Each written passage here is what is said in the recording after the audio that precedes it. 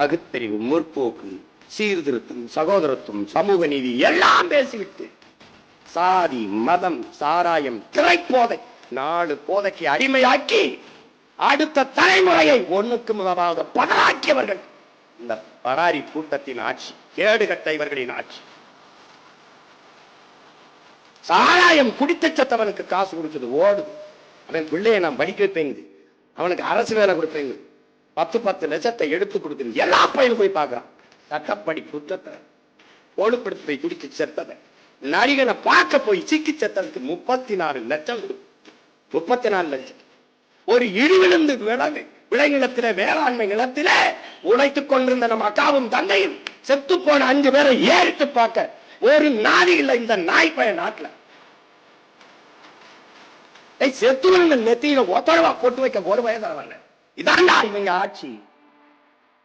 இவங்களை ஒழிக்கணும் தாண்டா நமது முன்னவர்கள் கலந்தார்கள்.